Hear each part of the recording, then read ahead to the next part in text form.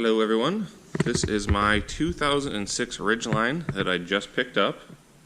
I had a Ridgeline previously, sold it, missed it so much I decided to go back to a Ridgeline due to my location here in Michigan. These are not the most plentiful vehicles, so it took a while to find one, but we got this one. It is a 2006 Ridgeline RTL. This particular one is the black with a two-tone interior and does have factory navigation. Overall, it's a reasonably clean truck for its age and miles and location. We have essentially no rust. That's one of the biggest reasons that I got it. It does have a few little tiny spots, but for the most part it's pretty darn good when it comes to rust. I'm going to make more videos about this truck. Last one, the views are pretty good on the channel, so I figure we'll try to do a few more videos for this one as well. She's a pretty clean truck. It's early in the morning right now, and I have very little light to help me with this. But if you are not familiar with these vehicles, they're absolutely awesome. Highly recommend them. But on to the projects. So first and foremost, she needs some TLC. That's all there is to it. It does have 215,000 miles. It appears not a lot of maintenance was done to this truck. So that's a good thing and a bad thing. It's good that it didn't need it. It still works, drives fine. It's bad, that means someone's got to do it. I like having maintenance done, so we're going to take care of some things. First and foremost, the fluids in the vehicle, everything needs to be changed. VTM4, transmission, engine oil is fine, but the transfer case, everything needs to be changed to my likings. It drives straight, suspension seems fine, no clunks or rattles there, so we're not going to touch the suspension. It does need the timing belt changed. I believe it's the original timing belt. Dun dun dun. I know, people are probably going, what? Yeah, not good. Definitely not good, that's for sure.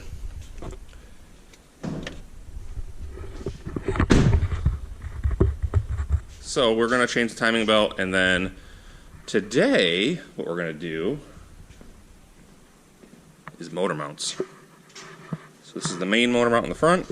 This is the one off to the passenger side. This is actually called the transmission mount that is on the driver's side. I suspect this one and this one to be bad. The transmission mount seems to be reasonable from what I can visually see. I bought a kit that has all three of them, so just change them all. Here we go. So when it comes to these mounts, first thing you should know is I don't really know what I'm doing. So I don't have very good lighting here. I'm doing my best, and you should probably find another video or manual how to do this. Since you're here watching this, you're probably like me and couldn't find anything else, so here goes. Basically, gotta use a jack with a wood block to gently just put some pressure on the engine, is the general idea.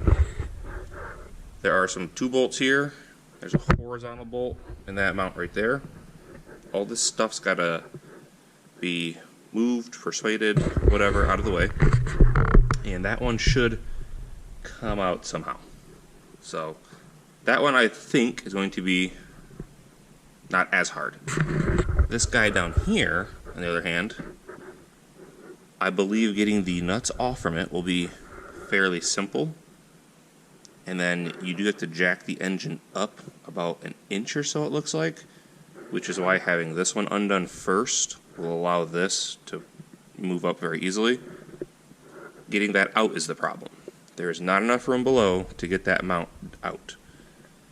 So what people say on some Ridgeline Owner Club forums is that this hose, this box, and this fan, that oxygen sensor I believe can be undone as well, have to come out.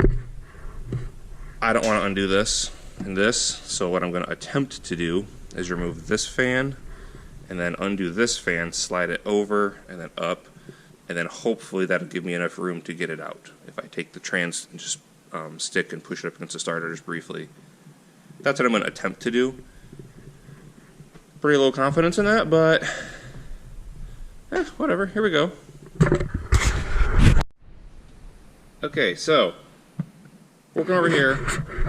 First thing I did, got this cover out of the way. Be very careful with these wires. You do not want to mess those up. And there's a ground bracket that I got off. This AC line bolts onto this. Got that off. So what I'm having a problem with, there's a bolt right here that attaches the wire harness essentially to the top of the mount, it looks like. Couldn't find a way, even with a swivel, to get that out. So what I did is just grab some channel locks, clearance this piece up a tiny bit, and then this piece this way. And now, as you can see, I should have access to that little tiny bolt. Once that bolt's out, to my knowledge, got the power steering fluid here out of the way a little bit. I should do those two bolts, just loosen them, just a tiny bit. And then one on the top, just loosen it a tiny bit. The horizontal one, once I know those are all loose, I'm in good shape. So that's what I'm going to do next. Alright, got the bolt out for that bracket. Also took a bolt out over here that holds the PCM in place, just so you can wiggle it a little bit. Now we got to crack loose these 3 bolts here for the mount. Do not put an air gun or an impact on this, people. Please. Just break them loose with a ratchet. Don't try that. Because if you break with this head off or anything, that is a bad idea. Alright, now that I've made my disclaimer, let's see if I can actually pull this off. It's out. Oh. Okay. So, first off, this is a little more complicated than I thought, which is pretty much how every project goes always. So, the mount itself is interesting. Just put it that way. So, mine wiggles a lot.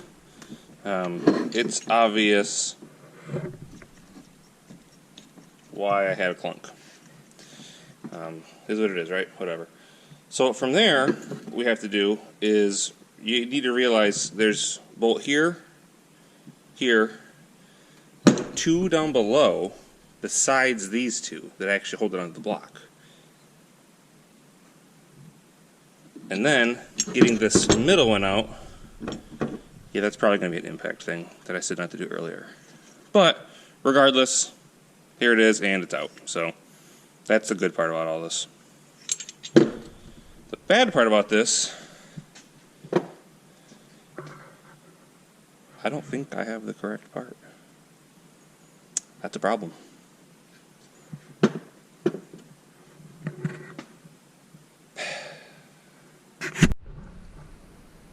After some advanced research on the internets, I have confirmed this is not the wrong part. This is the rear engine mount, the one that's up by the exhaust. So this is good to have, but not the part that we need right now. That is the front engine mount. This is the driver's side transmission mount. But the passenger side mount, this one here, I didn't order.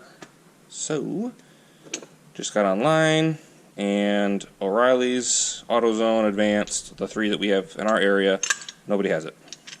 So I got to go into AutoZone and order it. Hopefully it's here tomorrow, Sunday, to get the Honda back on the road. That's a bummer. That's a major bummer. But that's how things go, you know? So, take the wife's car into town and get to ordering, because you can't order it online either, apparently. Several hours later, about a 4-hour drive to Grand Rapids and back, I found only one of these in my area of Michigan, not close to me, so 2 hours up, 2 hours back. We have the piece, okay? This is a Power Torque brand, came from an O'Reilly's hub, I guess you'd say. And I already have this aluminum bracket put on. This aluminum bracket, when I took it off of that one, took the bolt out, somehow it messed up the threads on the bracket and the bolt itself. So went over to my dad's house, got that cleaned up, thankfully, and it's back in, should be just fine. Time to get this put back into the truck. And again, you can see how bad this one was. Yeah, it wasn't doing much. Here we go. So we have the mount in there. I know it's very hard to see, but what we're going to do now is basically put all the bolts in and just hand snug them until every single bolt is in. Once it's in, then we need to basically just go through and get everything hand tight, okay? Then we will take a pause and decide if we're going to do this one today or not. And at that point in time, we'll have to get the book out and see what torque values these all need to be appropriately torqued. Okay, so went ahead, got this all tightened. The 3 steel 14mm bolts are 28 foot-pounds. I did the 2 aluminum ones at 28 foot-pounds as well. Horizontal one is supposed to be 40. I went 45. Now, that being said, please be careful if you're going into aluminum, okay? 40 didn't quite feel good enough for my application, so I just went a tiny bit more. Should be fine.